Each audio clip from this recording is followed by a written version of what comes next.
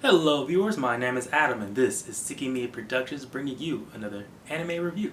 And this video will be reviewing the original Mobile Suit Gundam Trilogy from the original 1979 series, Zeta Gundam and Double Zeta Gundam, as well as the Char's Counterattack finale film. We haven't really done much of the mecha genre on this channel as far as anime is concerned. Mecha genres actually used to be one of the most popular genres in anime. Nowadays it's the isekai fantasy genre, they dominated in the mecha field for decades ever since they debuted.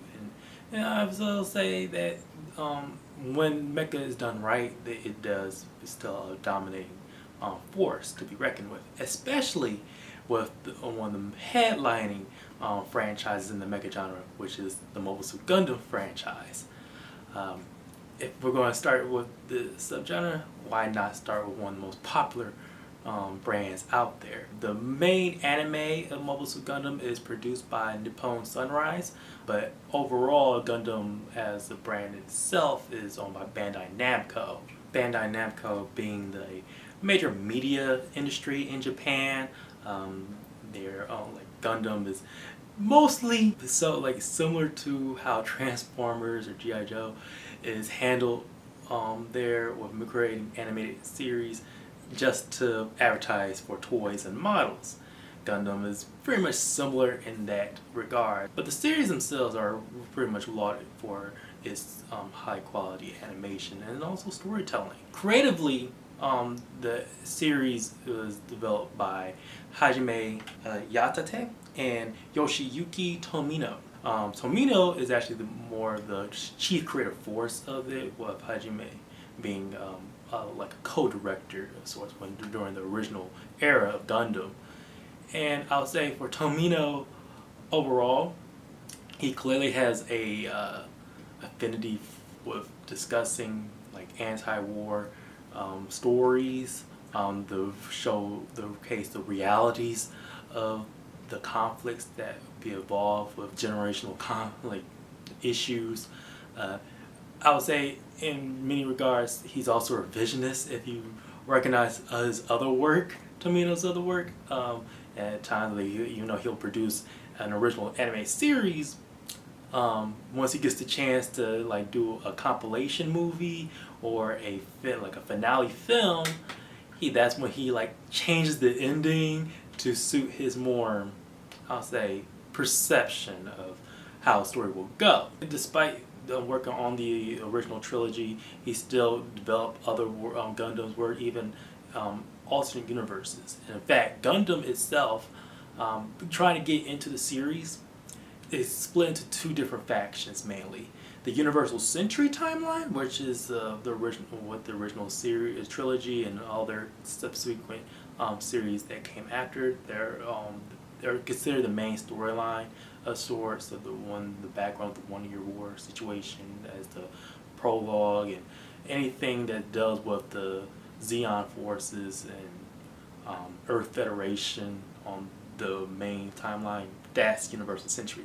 And then you got other Gundam series that take place in their own standalone universes. That's the Gundam Wings, the Gundam Seeds, Iron-Blooded Orphans. Those are the series where if people want to get in, be familiar with Gundam without all the decades worth of lore that Universal Century has, those are where you're mostly going to be probably check out first. In this video, we'll basically be focusing on the first initial installments. And we begin our review for the Gundam series with the first Gundam series, Mobile Suit Gundam, back in 1979 to 1980.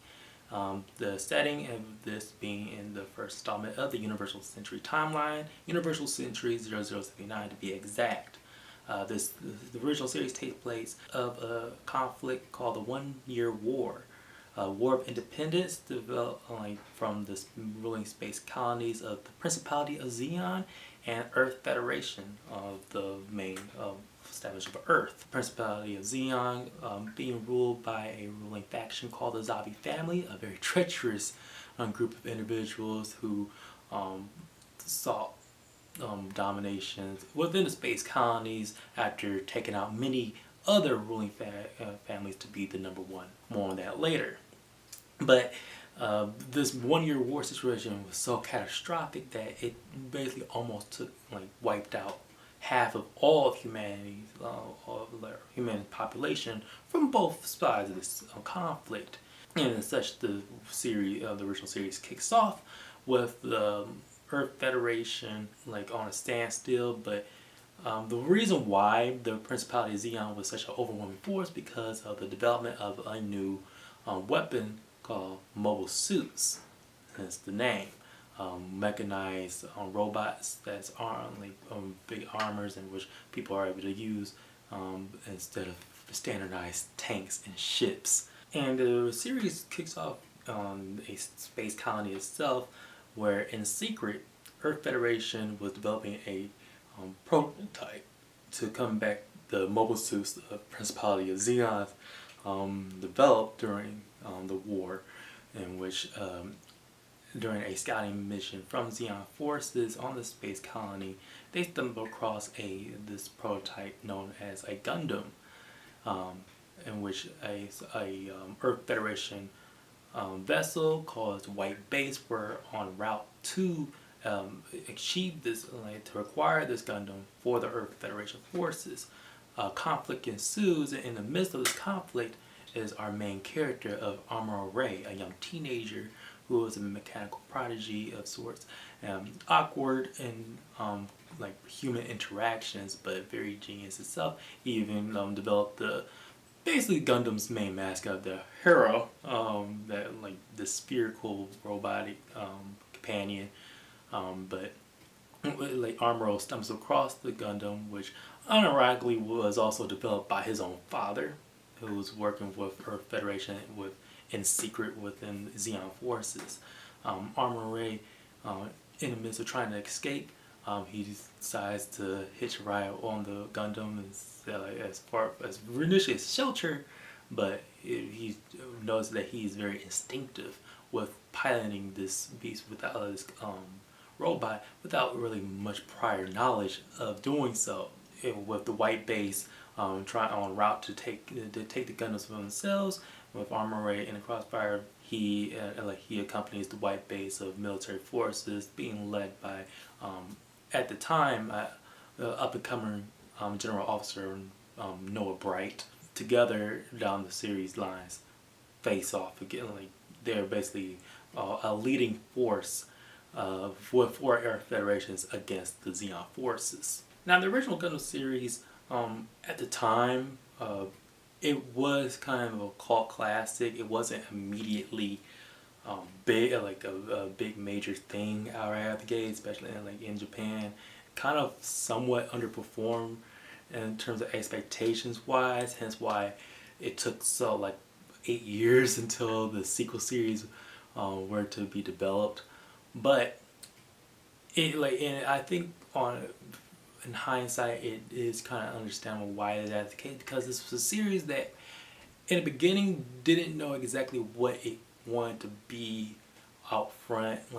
Even at the time, there's not that many serial, Japan was still in its early stages doing serialized storytelling in their animes for general audiences. There was still, for the most part, it was that standardized bad guy of the week type format, like the traditional action, shown and fair, and Gundam was trying to blend more seriousness into the storytelling. So it kind of struggled, and the pacing of its initial 43 episodes, it has it's trying to balance that serialized linear format with some episodes being more they even though they are contribute to the main story, many of which can be watched as a standalone outing itself. And a similar situation when they try to bring that type of format back with the third series of Double Zeta. With characters like Amuro Ray, despite his I'll say kind of on a spectrum of some sorts, He's kind of standard overall with time, like, as far as protagonists go. His rival character is Char, who's on the opposing side, on the antagonist side, working with the Zeon forces, with the interesting angle with his character actually being somewhat of a double agent, like a secret agent on his own personal vendetta against the Zabi family, because he was originally born as Casval Daikun, the Daikun family, of which before that family was almost eradicated from the Zabi family, and the mere fact that he and his younger sister, a character who is also in subsequent Universal Century stories in of itself, they had to split up in order to survive. He is like the more interesting character of the bunch, with Noah Bright also being a rookie general leading officer to rise in the ranks of a main authoritative figure, especially with his relationship with Armor Ray, building that solid foundation of a mentor-mentee relationship. The original Gundam series is also notable for introducing the concept of new types. New types are essentially people who are born in the space colonies, who are developing these psychic powers, very keen awareness of telepathic abilities that do evolve in other installments, but at least from as far as this first series concerns, they're able to be more intuitive, more instinctual when it comes to piloting the gun mobile suits. So their Armor Ray is a new type, and also Char. This is the developing phenomenon, and it almost gets to an arms race of trying to attain these new types. And the discovery of the unknown, a major new type by the name of Lala Shun, who, for the most part, narrative-wise, is being used as a weapon for Char, but she is mainly a plot device and anchoring even further the rivalry between Amuro and Char in themselves. Production-wise, from the original series, art direction has each Gundam series takes on the aesthetic of the era in which developing. So the aesthetic I see is late 1970s retro futurism, and especially how the fashion is depicted. Animation for combat, in the animated front, very standard as far as TV is concerned. A very dramatic use of the freeze frame with very dramatic action. But I would say it's more recommended, especially for me, if you don't want to watch the full 43 episodes of the Gundam series. There is a 3 film trilogy of the original the original series that basically does, they kind of reanimate certain situations, just be more consistent with this animation, as well as to streamline the story for your liking. Overall, it's a solid, good first installment of the Gundam series, but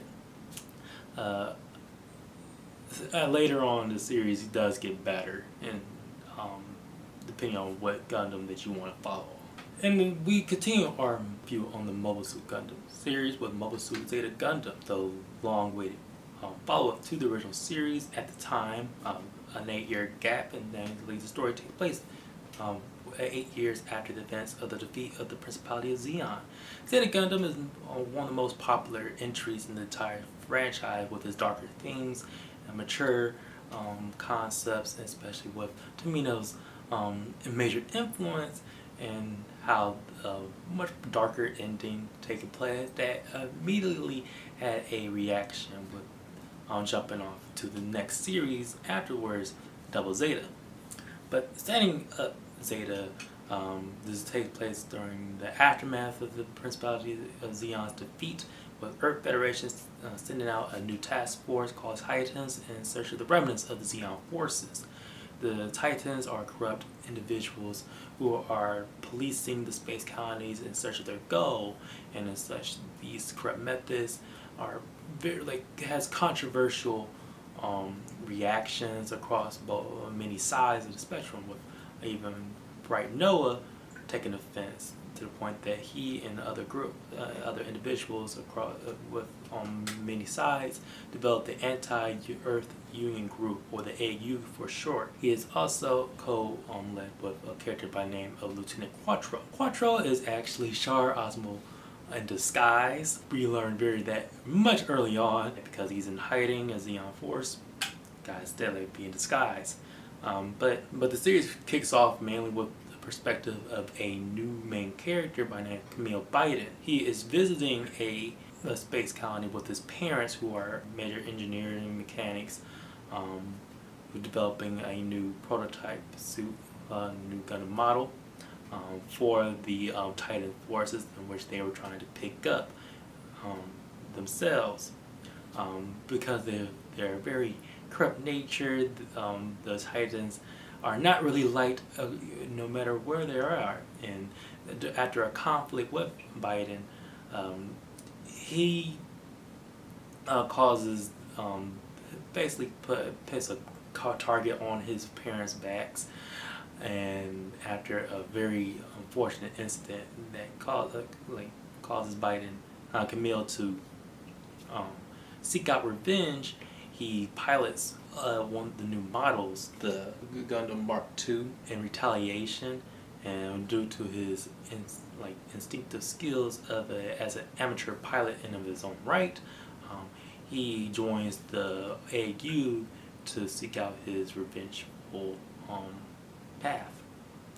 Now, Camille is a different character than Armor Ray, very hot-headed and very anti-authoritative, to the point that throughout the series that he is very at odds with many of the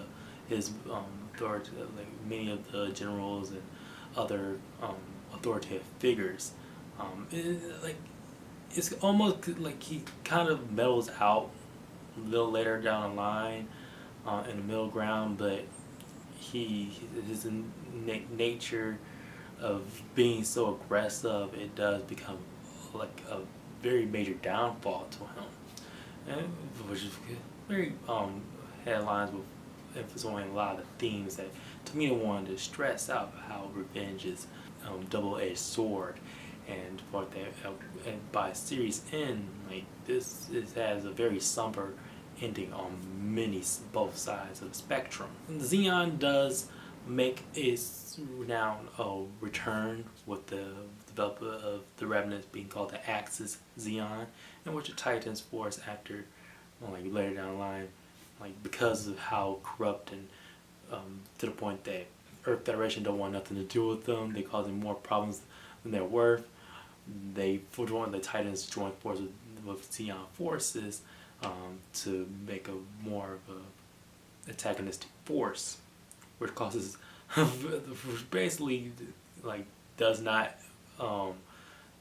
really resolve a lot, because that resulting with the rise of the Axis Xeon forces leads into the follow-up series of Double Zeta. New types are being forced into these war zones, to the point that we're getting artificial new types of psycho soldiers, of piloting these very big monstrosities that are causing mass casualties, no matter in the war zone. Armor Ray has a very limited role here as a major supporting character, almost as a passing the torch in some regards, but also to resolve some of that rival really between him and Char. I think some of those are a lot of more meaningful episodes. For Zeta, with its more darker themes and even more serialized approach, it does become more of a focused series. The production is actually steps up, even in my regard, more consistent animation. There's also with the new Gundam models, where you have the introduction of the morphing Gundam, when the Mach 2 gets a upgrade later and halfway through the series, which is very fun to see in its own right. But you can really tell once you're watching this, the increasing quality across the board from direction, narrative, character arcs, and also production. Solid watch. But when I say that the ending is quite depressing, it was met with an immediate reaction when the follow-up series came about. Now, the last TV series in the original trilogy of Mobile Suit Gundam is Mobile Suit Gundam Double Z, or Double Zeta, which is the direct follow-up to Zeta Gundam after a very dark and depressing Falling Victory ending that left Camille Biden in a PTSD state, and the remaining members of the AU forces basically drifting through space trying to find civilization. They stumble across a space colony mining field that's being run by a ragtag group of juvenile youths led by Judah Ashta, who are like at times, like most of the time, scrap collectors trying to sell and get by. Very trying times in the space colonies. They start off as being very juvenile and anti-authoritative, like that. The show very takes on this very punkish like vibe of the 1980s, despite being set in a very far distant future. And that tone was very conflicting at the time, and it actually still is. If you're going from Zeta Gundam to Double Zeta or Double Z, because in contrast with the very dark ending and the overall seriousness of Zeta, Double Zeta does start off more lighthearted and very humorous at times, trying to bring back a form of levity after such a very depressing ending. Now, halfway through this series, it does get better. It's more focused, but getting the first half of the series is pretty much rough all around the edges, and it's very similar in structure with like the original Gundam series, with many episodes coming across as very standalone in nature, very situation of the week. But there are very loose threads that builds up to the major conflicts that does take more shape and focus and halfway through the series. It's mainly with the rising development of the remnants of Zeon that was reintroduced back in Zeta Gundam as the Axis Zeon, now being loaded as the Neo Zeon, with a previous character by the name of Haman Khan, who was introduced in Zeta, now promoted as the main antagonist of Double Zeta, in which we started seeing much more of a nuanced character afterwards, when she was originally just this very one-note antagonistic force trying to just fries at the reins of Conqueror. This time being more like understanding, like very isolated. We start seeing how isolated she feels and how that affects her mind, like her relationships with other characters. New protagonist of Judah Ashta, I would say it's between him, in comparison between Armor Ray and Camille Biden. Like, he's more level-headed, more understandable. He has a very more focused, outgoing life. And his storyline and basically the whole series start to take more shape once his sister is kidnapped, and which basically becomes the most major goal in the series, because as we follow with Judah's storyline of trying to get back with his sister. With this series, we get the introduction of a team of Gundams that's mostly composed of updated previous versions of Gundam models, as well as one introducing new versions of Gundams. Noah Bright is still a major character of this series, being a major leading authoritative figure that builds off characters with the character of Judah and his work, especially with Camille Biden, who takes on a much limited role capacity, similar to how Armor Ray was in Zeta Gundam, but it's mainly work to try and have more of a hopeful ending, not only for Camille, but also more of a hopeful ending in this series in general, especially near the series end. Productions-wise, things still very solid. Actually, like even more so that we're getting up to much standard to what people are recognizable as what to expect as far as animation is concerned. Other concepts, the new types are even much more heavily explored here, with showing Judah being such a very capable of new type member. We started seeing more expansive abilities of astral projection, of aura inducing, similar to how Hockey is portrayed in Young One Piece. We start seeing that, but the expansiveness of the new types are still being developed.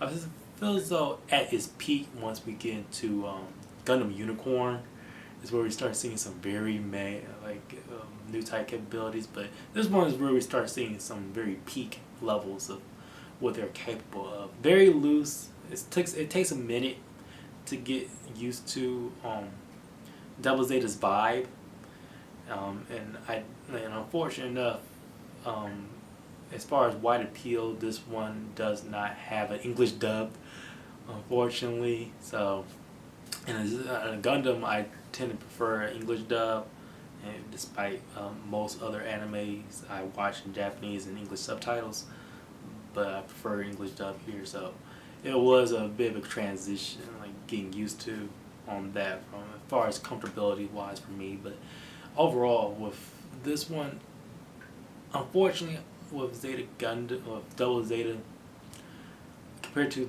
the great package that Zeta Gundam Double Z is mostly okay, with some promising aspects, with a good second half, but overall okay package. Now with the finale film, Mobile Suit Gundam Char's Counterattack, I would say that this finale is one half very mixed bag, but also another half very satisfactory as a send-off to a lot of the major characters here. The setup being that Char returns after being absent from the Double Zeta previous series, especially the return of Armor Ray as the main protagonist and hero of this film. Char's return as the main leading figure of the Zeon forces of the space colonies. He's turned official villain here, like main antagonist, to the point that he wants to actually commit mass genocide on Earth, to get rid of the human race, in which from him perspective, to revive Earth to its more natural natural state after immediately. So a lot of pollution and damage to the planet, but let's just say that he just don't want to be dealing with the government at the end of the day, to the point that the main goal of this film is to stop him from launching an incoming asteroid on the planet that devastates the rest of Earth's population, human population. Char's character arc, from being a leading figure in the Zeon forces, but actually a double agent in and of itself to seek out revenge on the Zabi family, to being a more of a neutral heroic figure in Zeta Gundam, to now full-on villain, is kind of jarring as far as stuff is concerned, because the mere fact that there is that gap of his story being MIA. I wish this movie started off with a prologue of how he got to this point of being a leading figure. Why did he decide to be so antagonistic towards Earth? A decent prologue would have been sufficed to better set up the scenario. Armor Ray is taking on the perspective of how we feel about this uncertainty, why Char is now this major villain force. He's very much reactionary, not really much of a storyline that goes on with character depth. Now, part of the reason why this film has a very mixed reception as far as I'm concerned is because of the character of Kess, who accompanies Char as a major lead, another new new type mobile suit pilot. Her relationship with Char discredits his character's likability a lot and makes him come across as very much predatorial and like exhibiting grooming behaviors. I feel as though that detail was not necessary at all. It isn't necessary. Production wise, like this is really is the start of very high quality animation here. Understandable so because this is a theatrical film, so we expected very expansive use of scope in this regard, with the introduction of more computer generated effects being into play. The battles are just as fierce as they are, especially near the end, and very like good score overall. So yeah, very like satisfactory on most of the time, but still mixed in terms of setup and certain character developments on concern. From the overall Mobile Suit Gundam original trilogy, mostly good, with original series being good, Zeta being great, Double Z okay, with Char Counterattack being good as well. The next time I discuss Mobile Suit Gundam will be a ranking video that will be accompanied with Aaron. As a start to discussing the mecha genre, plan to seek out other series to discuss. I think the next time will be like, we're looking at Neon Genesis, as well probably Gigantor if you want to do like classic, another classic, much older than Neon Genesis and Gundam. And if you like this video, what is your suggestions? Maybe I should check that out in the mecha genre as well to expand upon what we discuss on this channel. My name is Adam, and this has been Seeking Media Productions. Please be sure to like, share, subscribe, and comment below, as well as comment and discuss on our other social media platforms, of Letterboxd, Instagram, and Threads for other content we know that's latest posts on this channel. My name is Adam, and this has been Seeking Media Productions.